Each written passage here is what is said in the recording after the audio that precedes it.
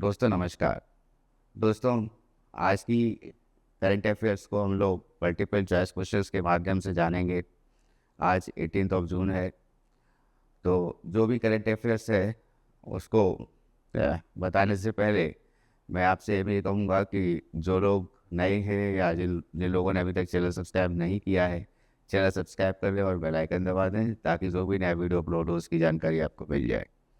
दूसरा है कि स्किप करके वीडियो मत देखिएगा, पूरा वीडियो देखिएगा। स्किप करके देखेंगे आपको समझ में नहीं आएगा और हो सकता है कोई इम्पोर्टेंट जानकारी मैं जो कि लिखी ना हो बोर्ड पर वो मैं आपको बताऊं, तो अगर आप स्किप करेंगे तो वो छूट सकती है और हो सकता है वो एग्ज़ाम पॉइंट ऑफ व्यू से बहुत इम्पोर्टेंट हो। तो क्लास स्टार्ट करते हैं।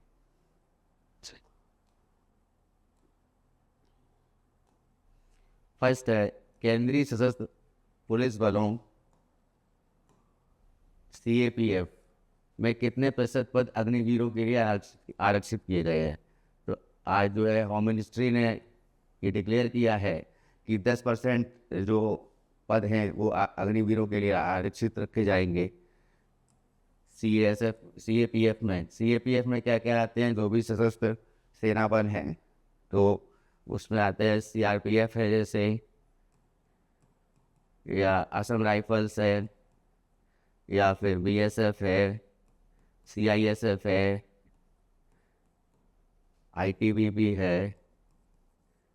ठीक, तो ये सभी जो बल हैं इनमें 10% का रिजर्वेशन दिया गया है अग्निवीरों को, और 75% अग्निवीर जो हैं वो इस वर्ष 2026 में रिटायर होंगे।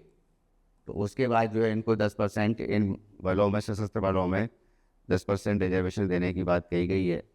2024 की Stockholm International Peace Research Institute यानी सीपरी रिपोर्ट जो आती है, जो कि बताती है कि किस देश के पास कितने हथियार हैं या कितनी मिलिट्री फोर्सेस हैं, तो उस रिपोर्ट के अनुसार निम्न में से किस देश के पास सबसे अधिक सैन्य परमाणु हथियार है। तो सैन्य परमाणु हथियार जो है सबसे ज़्यादा जो है रशिया के पास है, और इंडिया के पास जो है ये 180 हथियार हैं टोटल सैन्य परमाणु हथियार।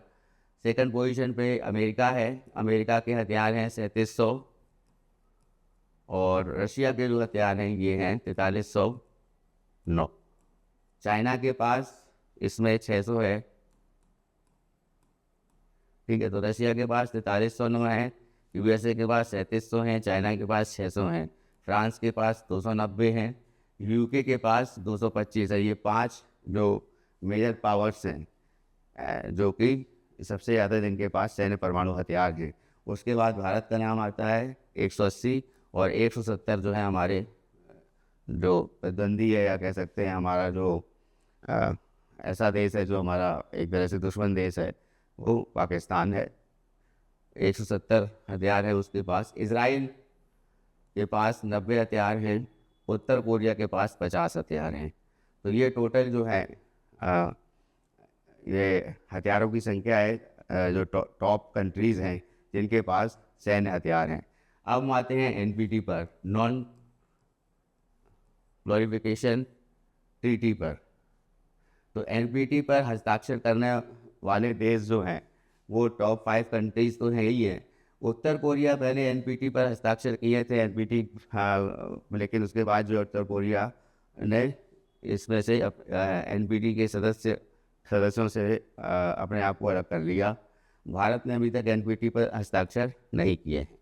नेक्स्ट आते हैं जो परमाणु अप्रसार संधि, इसको कहते हैं एनपीटी। ठीक है, हाल ही में किस भारतीय शहर ने यूनेस्को की क्रिएटिव सिटी ऑफ गैस्ट्रोनॉमी की मान्यता के लिए अपना नामांकन प्रस्तुत किया है।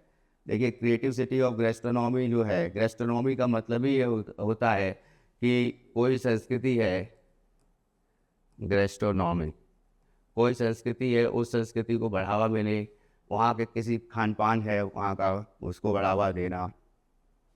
तो वो जो है कि पर्टिकुलर कह सकते हैं शहर की, पर्टिकुलर शहर की कोई संस्कृति है, पर्टिकुलर शहर की कोई ख़ास बात है, उसको अगर चिन्हित किया जाता है तो वो गैस्ट्रोनॉमी के अंतर्गत आती है। तो यहाँ पर ये क्रिएटिविटी सिटी जो है, क्रिएटिव सिटी ये गैस्ट्रोनॉमी की, किसको मान्यता देने की बात कही जा रही है? तो लखनऊ को ये मान्यता देने की बात कही जा रही है। तो ये यूनेस्को के नामांकन में समृद्ध खान पान संस्कृति, यहाँ का जो खान पान है लखनऊ का, उसको लेकर के इस जो यूनेस्को की ये क्रिएटिव सिटी ऑफ गैस्ट्रोनॉमी है, इसमें मान्यता दी जानी है। और ये मुख्य रूप से इसको दर्शाया है खान पान को। और यूनेस्को क्रिएटिव सिटीज नेटवर्क की स्थापना 2004 में विभिन्न क्षेत्रों में रचनात्मकता इम्पोर्टेंट है कि रचनात्मकता की में उत्कृष्टता प्राप्त करने वाले शहरों को सम्मानित करने के लिए की गई थी। तो एक तो चीज़ है कि इसमें रचनात्मकता होनी चाहिए, क्रिएटिविटी होनी चाहिए। तो गैस्ट्रोनॉमी सेक्टर विशेष रूप से उन शहरों को मान्यता देता है जिन्होंने एक विशिष्ट पाक पहचान विकसित की है। तो ख़ास तौर से ये खाने को लेकर के है। और इसमें एक चीज़ और है, क्या लखनऊ से पहले कोई ऐसा सिटी है इंडिया का जो अभी तक इस लिस्ट में है? तो एक ही सिटी है, हैदराबाद।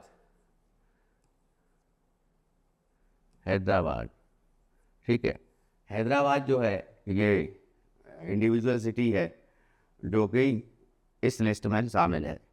नेक्स्ट आते हैं, हाल ही में किस भारतीय संस्थान को category A rinder paste holding facility के रूप में मान्यता प्राप्त हुई है?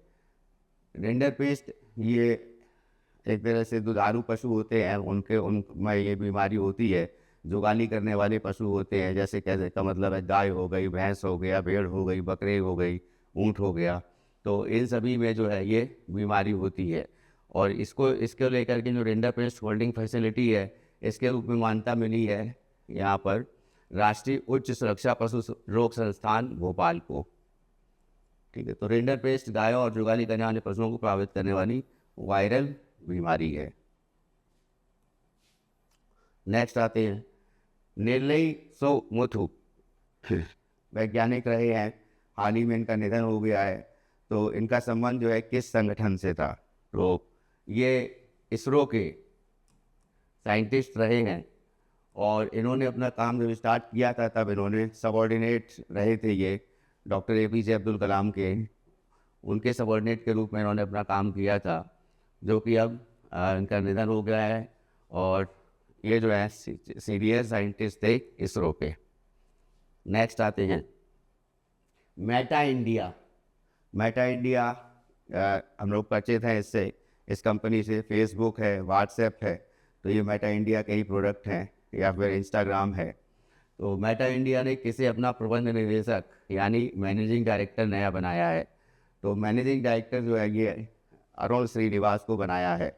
अरुण श्रीनिवास जो है ये इन्होंने अपनी जो स्टार्टिंग करी थी वो रीबॉक कंपनी से स्टार्टिंग करी थी, और इन्होंने उसके बाद में ये मेटा कंपनी में आ गए, और भी कंपनियों में इन्होंने काम किया है। IIM कलकत्ता से पास आउट हैं ये। और इनके बारे में जानते हैं, अरुण श्रीनिवास 2020 में मेटा में शामिल हुए और इसके निदेशक व विज्ञापन व्यवसाय के प्रमुख के पद पर रहे। इनको पदोन्नत किया गया। श्रीनिवास ने IIM कोलकाता से स्नातकोत्तर डिग्री प्राप्त की है, MBA की डिग्री प्राप्त की है। उनके पास हिंदुस्तान यूनिलीवर, रीबॉक, ओला और निवेश फंड बेस्ट ब्रिज कैपिटल का अनुभव है। तो बहुत ही अनुभवी है ये, और इनको जो है मेटा का प्रबंध निदेशक भारत में नियुक्त किया गया है। नेक्स्ट आते हैं, हाल ही में किस वरिष्ठ ब्यूरोक्रेट्स ने भारत के G20 शेरपा पद से इस्तीफा दे दिया है? बहुत इंपॉर्टेंट है। G20 शेरपा पद से इस्तीफा देने वाले जो ब्यूरोक्रेट हैं उनका नाम है अमिताभ कांत। ये नीति आयोग के CEO भी रह चुके हैं। और अरविंद पनगड़िया ये भी नीति आयोग से संबंधित हैं, ये भी नीति आयोग में रह चुके हैं। शक्तिकांत दास, अमिताभ कांत और सुरेश प्रभु, ये चारों लोग जो हैं G20 के शेरपा रहे हैं। और अभी जो है अमिताभ कांत इस समय हैं, इन्होंने इस्तीफा दे दिया है। तो G20 शेरपा अमिताभ कांत ने अपने पद से इस्तीफा दे दिया। उन्होंने 45 साल तक देश की नौकरशाही में महत्वपूर्ण पदों पर काम किया। 1980 बैच के केरल के कैडर के IAS ऑफिसर रहे हैं और 2022 में इनको G20 का शेरपा बनाया गया था। अमिताभ कांत दिल्ली यूनिवर्सिटी के सेंट स्टीफंस कॉलेज से पढ़े हुए हैं और साथ में JNU के भी छात्र रहे हैं। उन्होंने नीति आयोग के CEO के रूप में भी काम किया था। ठीक है, नेक्स्ट आते हैं। भारत ने किसे उत्तर कोरिया में अपना अगला राजदूत नियुक्त किया है? North Korea king Jong Un, जैसा कि हम लोग जानते हैं कि एक तानाशाह का देश है और किंग जोंग उन का, और उसमें जो है वहाँ पर ये उत्तर कोरिया में भारत ने अपना उच्चायुक्त नियुक्त किया है या फिर कह सकते हैं राजदूत नियुक्त किया है। तो वो जो है ये अलियावती लोंग कुमेर, आलियावती लोंग कुमेर को ये जो है उच्चायुक्त बनाया गया है, वहाँ पर राजदूत बनाया गया है। और ये अलियावती लोंग कुमेर ये Democratic People's Republic of Korea जो नाम है पूरा उत्तर कोरिया का, वहाँ के अगले राजदूत नियुक्त किए गए हैं। 2008 बैच के ये IFS ऑफिसर हैं, इंडियन फॉरेन सर्विस में इन्होंने ज्वाइन किया था और इस समय जो है वो पैराग्वे के असोनियन प्रांत में भारतीय दूतावास में प्रभारी के रूप में कार्यरत हैं। नेक्स्ट आते हैं। मारुति सुजुकी ने रिटेल कार फाइनेंसिंग को बढ़ावा देने के लिए किसके साथ साझेदारी की है? रिटेल कार को फाइनेंसिंग को बढ़ावा देने के लिए मारुति सुजुकी ने इक्विटास बैंक के साथ साझेदारी की है। तो इक्विटास बैंक जो है ये फाइनेंस उपलब्ध कराएगी उनको जो भी मारुति का प्रोडक्ट खरीदेंगे। तो मारुति सुजुकी इंडिया ने इक्विटास स्मॉल फाइनेंस बैंक, इसका पूरा नाम है इक्विटास स्मॉल फाइनेंस बैंक, इसके साथ समझौता ज्ञापन पर हस्ताक्षर किए हैं जिसके तहत ग्राहकों के लिए रणनीतिक वाहन वित्त पोषण की साझेदारी की गई है। तो ग्राहकों को इससे एक तरह से ये फाइनेंशियल सपोर्ट प्रोवाइड करेगी वाहन को खरीदने के लिए। ब्रिटेन की विदेशी खुफिया एजेंसी है MI6, इसकी पहली महिला प्रमुख के रूप में किसे नियुक्त किया गया है? इंपॉर्टेंट क्वेश्चन है। ब्लेज मैट्रेवेली को इसका हेड नियुक्त किया गया है MI6 का, जो कि ब्रिटेन की विदेशी खुफिया एजेंसी है। ठीक है, तो MI6 से प्रमुख बनने से पहले ब्लेज मैट्रेवेली जो हैं इन्होंने निदेशक और प्रौद्योगिकी और नवाचार का पद संभाला था और MI6 की प्रमुख के रूप में ये रिचर्ड मूर हैं, उनका स्थान लेंगे, रिचर्ड मूर का स्थान लेंगे। फिर है पीरियोडिक लेबर फोर्स सर्वे, तो PLFS जो है पीरियोडिक लेबर फोर्स सर्वे, इसके अनुसार भारत में मई 2025 में बेरोजगारी दर 5.1% से बढ़कर जो है कितनी हो गई है? तो बेरोजगारी दर जो है 5.1% से बढ़कर 5.6% हो गई है, ऐसा अनुमान लगाया है ये PLFS ने। तो मई 2025 में पुरुषों की बेरोजगारी दर 5.6% रही, महिलाओं की 5.8% रही। ठीक है, 15 से 29 आयु वर्ग के बेरोजगारी दर भी 13.8% से बढ़कर 15% हो गई है और शहरी बेरोजगारी दर 17.9% हो गई है, जो कि पहले ग्रामीण जो थी वो ग्रामीण हो गई है 13.7%। ठीक है, तो इसमें पुरुषों की बेरोजगारी दर रहती है 5.6% और ओवरऑल जो बेरोजगारी दर बढ़ी है वो भी 5.6% बताई गई है पीरियोडिक लेबर फोर्स सर्वे के द्वारा। ठीक, नेक्स्ट आते हैं। साइबर सुरक्षा प्रशिक्षण अभ्यास किसके तहत आयोजित किया गया है? तो साइबर सुरक्षा का बेसिकली मोटो क्या होना चाहिए? तो सभी को पता है कि साइबर में जो अपराध बढ़ रहे हैं तो इनको साइबर क्राइम को रोकना है और साइबर सिक्योरिटी को बढ़ाने के लिए लोगों को जागरूक भी करना है कि लोग जो है किसी तरह से साइबर ठग होते हैं उनके जाल में ना फंसे और किसी प्रकार का जो कह सकते हैं कि अनजाना कॉल अगर किसी के मोबाइल पर आता है या किसी प्रकार का जो पैसे को लेकर के प्रलोभन दिया जाता है तो उससे सतर्क रह सकें। तो इसको लेकर के साइबर सुरक्षा को लेकर के ये एकीकृत रक्षा स्टाफ मुख्यालय है, इसके द्वारा ये प्रशिक्षण अभ्यास ये आयोजित किया जा रहा है। साइबर सुरक्षा प्रशिक्षण अभ्यास कब शुरू हुआ था ये? तो 16 जून से ये स्टार्ट हो गया है और अभी ये 27 जून तक चलेगा। 16 जून से 27 जून 2025। ठीक। तो साइबर सुरक्षा में किसका सम्मेलन आयोजित किया जाएगा? प्रमुख सूचना सुरक्षा अधिकारियों का, CISOs का सम्मेलन आयोजित किया जाएगा और ये ट्रेनिंग प्रोवाइड कराई जाएगी कि साइबर सुरक्षा को कैसे हम मजबूत बनाएं और किस तरह से साइबर ठगी से या साइबर जो क्राइम है उससे बच सकें, या जो लोग जो है साइबर क्राइम करते हैं, कह सकते हैं कि साइबर अपराध जो है की श्रेणी में आता है ये। और ये जो 7वीं सूची है संविधान की, 7वीं सूची में ये इसमें जो अनुसूची 7वीं है उसमें केंद्र सूची है, राज्य सूची और संवर्ती सूची है।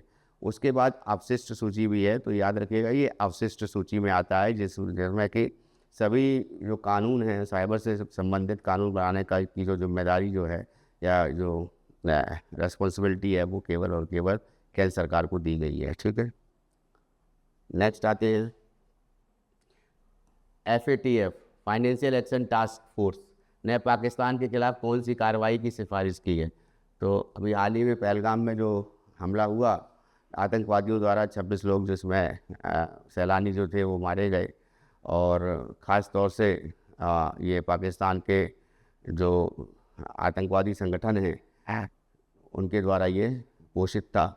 और उसके बाद जो है भारत ने अलग अलग डेलीगेशंस जो हैं, अलग अलग रिप्रेजेंटेटिव्स डेलीगेशंस प्रतिनिधिमंडल अलग अलग देशों में भेजे, और उसके बाद जो है UN में भी भारत ने पहले जो पाकिस्तान था उसको ग्रे लिस्ट में रखा गया था। तो आतंकवाद को बढ़ावा देने वाले जो देश होते हैं या आतंकवाद को जो देश पोषित करते हैं और उसका संवर्धन करते हैं, उसको लेकर के जो है FATF financial action task force एक संस्था है जो उसको लेकर के देशों को कैटेगराइज करती है। इसमें मनी लॉन्ड्रिंग भी आता है और साथ साथ में इसमें आतंकवाद भी आता है। तो इसको लेकर के जो है पाकिस्तान को ग्रे लिस्ट में पहले से डरा हुआ था, पाकिस्तान ग्रे लिस्ट में था, फिर ग्रे लिस्ट से हट गया था। अभी दोबारा जो है पाकिस्तान को ग्रे लिस्ट में डालने की बात करने के लिए इंडिया कह रहा है, क्योंकि पाकिस्तान अभी भी आतंकवादी गतिविधियों में लिप्त रहता है और निश्चित बात है कि आतंकवादियों को पनाह देता है। तो इसके लिए जो है फाइनेंशियल एक्शन टास्क फोर्स के सामने ये बात रखी गई है। तो पाकिस्तान को ग्रे लिस्ट में डालने की बात कही जा रही है, और इसमें पाकिस्तान को FATF की ग्रे लिस्ट में डालने का कारण क्या है कि मनी लॉन्ड्रिंग और आतंकवाद वित्त पोषण, यानी आतंकवाद को बढ़ावा देने के लिए जो मनी चाहिए होती है, जो मान लीजिए एक तरह से आर्म्स को लेने के लिए, तो उसके लिए उसके खिलाफ जो है उचित कदम ना उठाना, इसको लेकर के इसको ग्रे लिस्ट में डालने की बात कह रहा है इंडिया। और इंडिया के साथ में ज़्यादातर देश जो हैं उन्होंने भी इसका समर्थन किया है। और FATF ने किस वर्ष पाकिस्तान को पहली बार ग्रे लिस्ट में डाला था? याद रखिएगा 2008 में डाला था। उसके बाद में FATF की ग्रे लिस्ट में कितने देश शामिल हैं? अभी तक 24 देश शामिल हैं। ठीक है। नेक्स्ट आते हैं, चुनाव आयोग ने किस राज्य में 100% वेबकास्टिंग लागू करने का निर्णय लिया है? 100% वेबकास्टिंग इसका मतलब है कि लाइव होगा, एक तरह से जब भी वोट डाले जाएंगे तो ये लाइव प्रसारण होगा इसका। ये जो वेबकास्टिंग होगी वो 100% होगी और ज़्यादातर उन क्षेत्रों में होगी जहाँ पर इंटरनेट की सुविधा मौजूद है। तो वेबकास्टिंग का मतलब ही यही है कि इंटरनेट जहाँ पे मौजूद होगा उसको लेकर के जो है सीधा प्रसारण किया जाएगा उसके माध्यम से। और ये अभी हाल ही में चुनाव होने वाले हैं बिहार में, तो ये सबसे पहले जो है ये प्रयोग बिहार में किया जाना है। तो ये जो है बिहार में किया जाना है। तो चुनाव आयोग ने कौन से नियम संशोधित किया था ताकि कुछ इलेक्ट्रॉनिक दस्तावेज़ों का सार्वजनिक निरीक्षण रोका जा सके?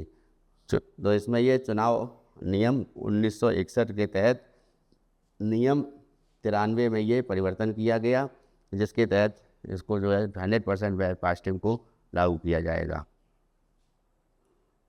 इसके बाद आते हैं साइप्रस, इसकी राजधानी है निकोसिया। ठीक है। और ये जहाँ पर सीरिया और टर्की है वहीं पे एक छोटा सा देश है साइप्रस। और प्रधानमंत्री नरेंद्र मोदी को इसमें सर्वोच्च सम्मान से सम्मानित किया है इस देश में। तो इसमें जो इसका सर्वोच्च सम्मान है वो है grand cross of the order of Makarios III। ये जो है सम्मान है जिससे साइप्रस ने प्रधानमंत्री जी को सम्मानित किया है, अपने देश का सर्वोच्च पद दिया है पद से और पदक से। और ये प्रधानमंत्री मोदी जी ने साइप्रस के राष्ट्रपति से किस उपहार से सम्मानित किया है? कश्मीरी रेशमी कालीन उनको दी है यहाँ पर, कि साइप्रस जाकर के कश्मीरी रेशमी कालीन भेंट की है वहाँ के राष्ट्रपति को। और इम्पोर्टेंट बात यह है इस कश्मीरी कालीन की कि ये रंग बदलती है। कालीन जो है ये अपने आप में भी ये क्या है, समय के साथ ये इसका रंग जो है जो चेंज होता रहता है। प्रधानमंत्री नरेंद्र मोदी ने साइप्रस की प्रथम महिला को क्या उपहार दिया? तो वहाँ की जो प्रथम महिला है, यहाँ राष्ट्रपति की जो पत्नी है, उनको सिल्वर कोटेड पर्स दिया है। ये बहुत इंपॉर्टेंट है, दोनों याद रखिएगा, कश्मीरी कालीन, रेशमी कालीन और सिल्वर कोटेड पर्स। ठीक है, तो ये जो मेजर करंट अफेयर्स थी आज की वो मैंने आपको बताई। डेली की करंट अफेयर्स जो है आपको मिलती रहेगी। उसके साथ साथ जो कॉन्स्टिट्यूशन का जो सीरीज़ चल रही है तो उसको भी कंटिन्यू रखा जाएगा। तो इस क्लास में जो है इस क्लास को ख़त्म करने से पहले मैं फिर से आपसे यही गुजारिश करूंगा कि जिन लोगों ने अभी तक चैनल सब्सक्राइब नहीं किया है, चैनल सब्सक्राइब कर लें और बेल आइकन दबा दें ताकि जो भी नया वीडियो अपलोड हो उसकी जानकारी आपको मिल जाए। और साथ में कमेंट्स करें, कमेंट के थ्रू बताएं कि आपको हमारा वीडियो कैसा लगता है, हमारी क्लासेस कैसी लगती है, क्या क्या इम्प्रूवमेंट्स अगर आप चाहते हैं कि क्या क्या इम्प्रूवमेंट्स होने चाहिए, और हमारा उत्साहवर्धन करने के लिए कमेंट ज़रूर करें। वीडियो अच्छा लगे तो लाइक करें और साथ में शेयर करना ना भूलें। बहुत बहुत धन्यवाद।